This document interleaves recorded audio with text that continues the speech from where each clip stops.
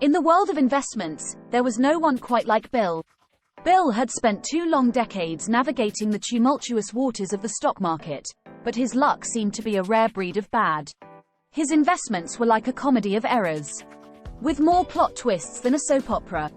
Bill had a unique talent for picking stocks that were destined to plummet. He once bought shares in a company that manufactured pet rocks, only to watch them go extinct faster than the dinosaurs. Another time, he invested in a startup that aimed to create a new breed of self-washing dishes. Spoiler alert, they never quite figured out the self-washing part.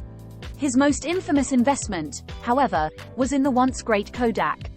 Just when Bill thought he'd finally hit the jackpot, Kodak filed for bankruptcy, and his investment turned into little more than a collection of worthless vintage cameras.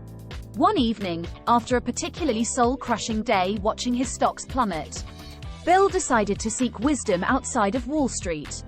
He stumbled upon the "Rich Dad, Poor Dad" philosophy by Robert Kiyosaki, and it was like a revelation from the heavens.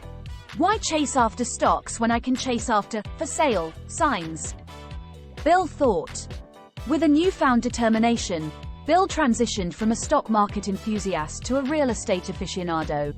He attended seminars, devoured real estate investment books, and even began following local real estate blogs, where his stock market anecdotes became legendary tales of financial misfortune and comedy.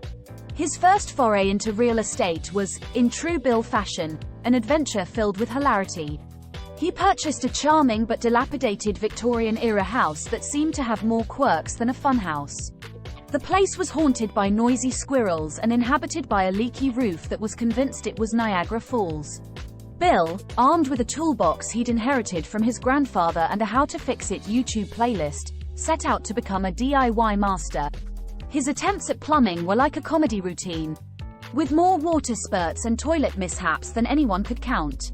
One day, he called his friend Bob, a construction worker, for advice on fixing a leaky faucet. Bob chuckled when he arrived and found Bill wearing a snorkel and flippers while trying to fix the sink. As time passed, Bill honed his handyman skills, transforming the Victorian money pit into a charming, fully functional home. He learned to laugh at his earlier misadventures, like the time he mistook a termite infestation for a termite appreciation club in the attic. Bill's real estate portfolio grew, and he became known in the neighborhood as the property jester, bringing humor and creativity to every project. He also developed a philosophy of his own: buy, laugh, renovate, rent, and repeat. His rental properties became sanctuaries for families in need, and Bill couldn't have been happier with the way his life had turned out. Instead of chasing after elusive stocks, he was chasing after something far more valuable: the happiness and stability of his tenants.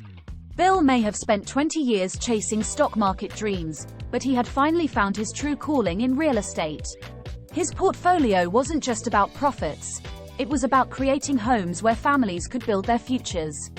And in the end, that was a far more satisfying and comical endeavor than any stock market venture he had ever embarked upon.